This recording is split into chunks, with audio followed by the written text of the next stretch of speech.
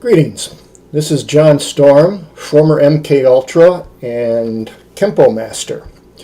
This video is intended to go hand in hand with my previous martial arts training video entitled Ultra MA 0002 on my Witchman53 YouTube channel. The main technique I am teaching here has been named by my students as the Jedi finger flick.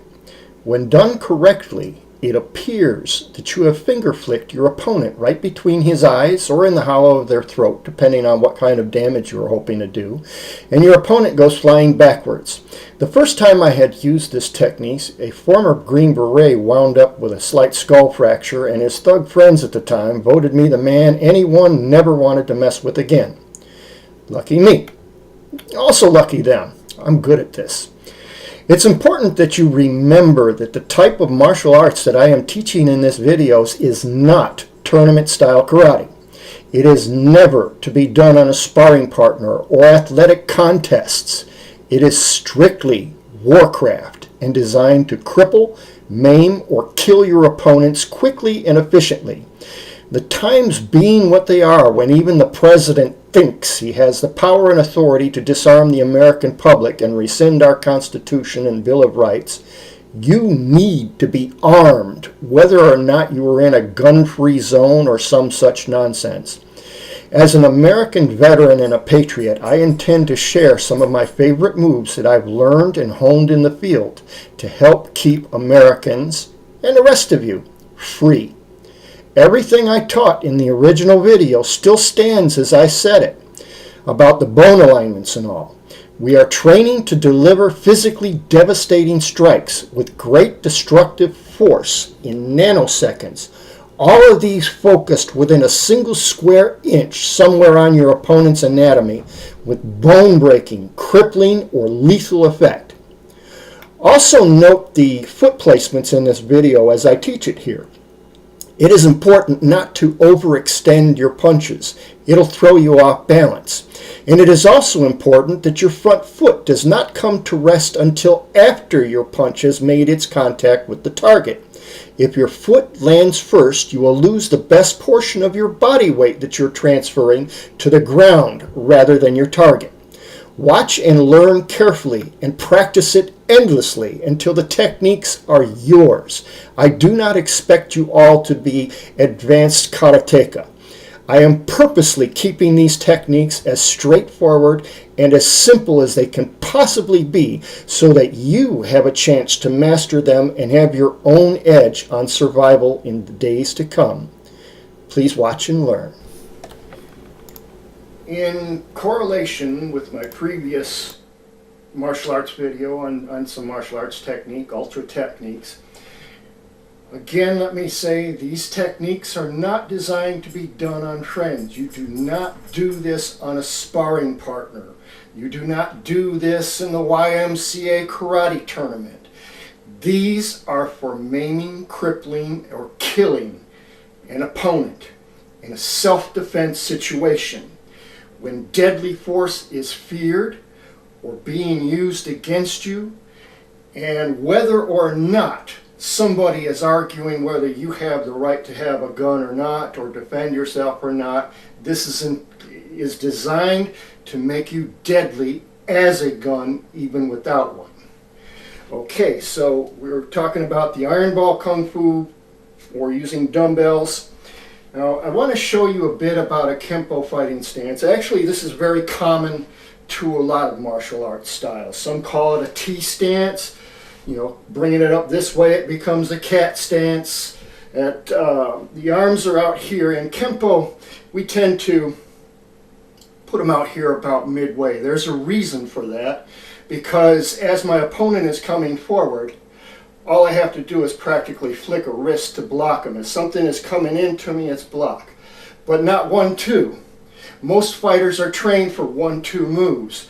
If you work out in a gym, you probably do a lot of 1-2, 1-2, 1-2. This is designed to be just a 1. We are going to skip. We are going to shave off seconds everywhere we can in order to defeat our opponent. Something they are not waiting for. Something that'll catch them by surprise, flat-footed. We want to be effective. These are not designed for doing 10, 20-minute chop-socky fights like you see on television or the movies. In the kind of fights that I've been in, even in the kumites, they last minutes and seconds. Usually only seconds. The long part of the fight is the time it takes the two fighters to close the distance between each other. As soon as somebody gets hit, something is broken. And somebody is down, which leaves somebody winning. Okay? And this is what we are trying to bring about here. Now, before I say we're using the weights, 1, 1, 1. We block and we move along their arm straight into the throat, the face, as it is. We'll do this quickly. Now, the specific technique that I really wanted to teach you here, we call the Jedi finger flick. And in Kempo, when we do this with empty hands, all right, I need to back up here. So you see this front foot? All right, this front foot is a little bit more, they're a little bit more than shoulders width apart. Okay, as you see that, turn to the side.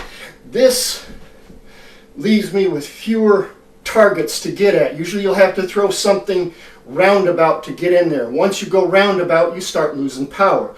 The shortest distance between 2 points is a straight line, straight in.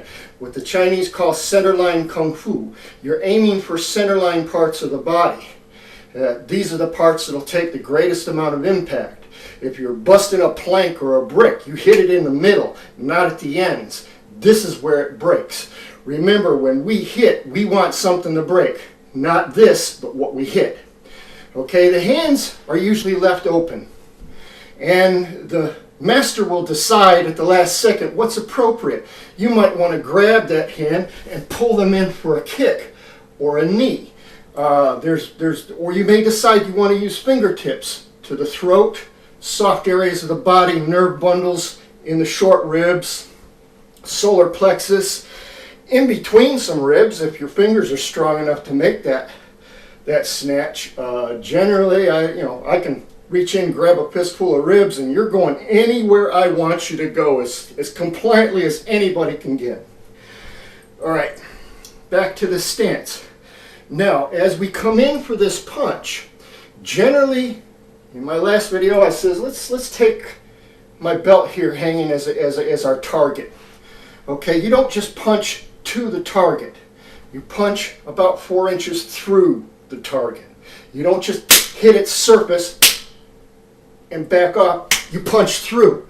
That's how you break things. That's how you get maximum force generated. Now, also as we're doing that, I want you to watch this front foot. As we're going forward, the front foot shuffles forward. See, it's only about 4 to 6 inches. But that's going to give me that little extra reach, for one. It's also going to transfer. I weigh about 200 pounds. 200 pounds is traveling forward.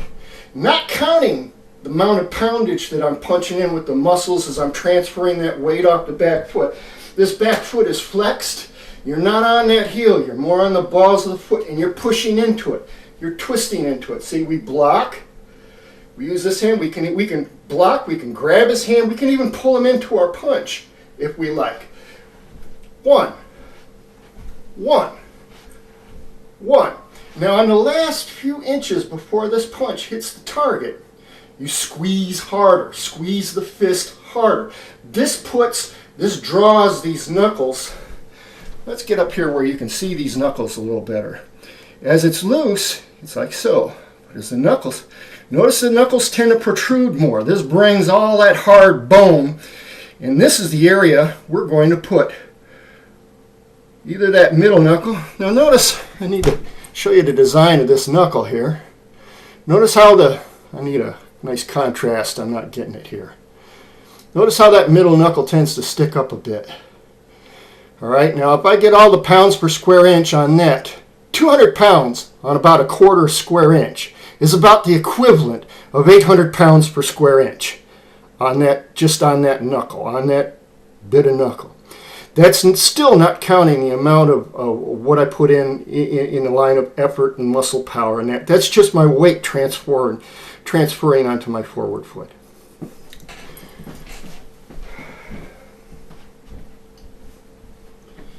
The hands are left open.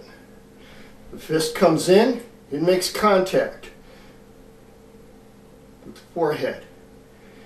You squeeze and you release. 1, 2. 1, 2. See how the 1, 2. Now if I bring the hands up like this, I want to get closer again. Let's get down low. 1, 2. 1, 2. Punch, pull back. Punch, pull back. Hands are loose, fingers are loose. What it appears. Boom!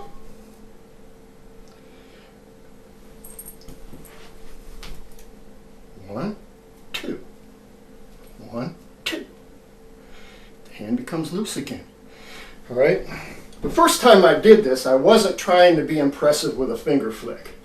I had just struck and my hands went loose after I hit.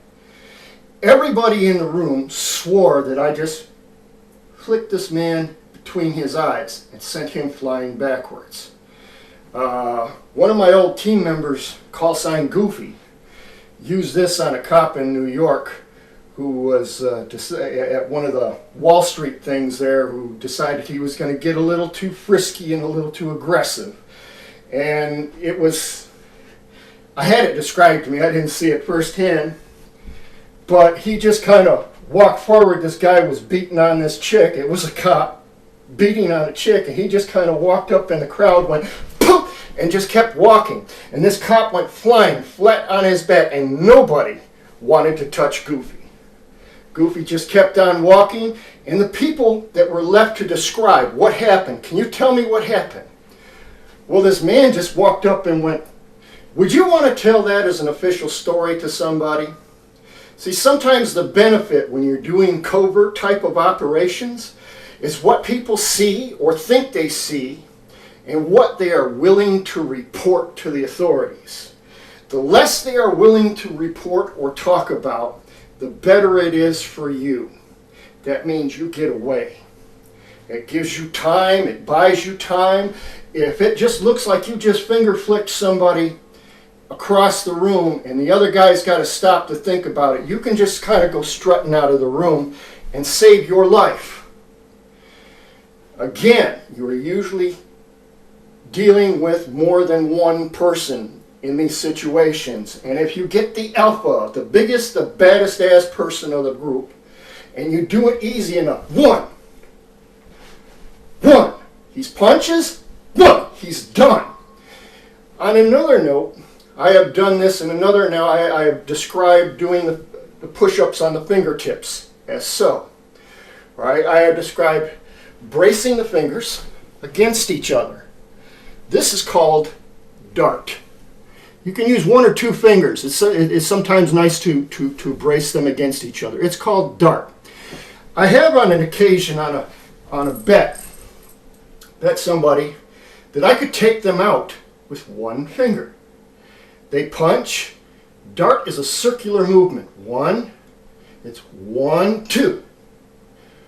1, 2. The punch comes in, it blocks it, it moves into the throat. The hollow of the neck here. If you were to pull back the skin right here, you wouldn't be looking at any kind of muscle, no matter how tough and strong and built up I might be. No matter who you are, if you pull the skin back away from here, you're not looking at muscle, you're looking at bare windpipe. There's nothing protecting it. It crimps easier than a garden hose, a little bit harder than a pop can to collapse that. Once you push that back in towards the spine, it crimps. Makes it hard to breathe, if not impossible, depending on how badly it's crimped. So in this dart technique, this guy punches, boom! Same technique for here. Instead of striking to the eyes, you can strike to the throat. I was in a really badass bar in Colorado once.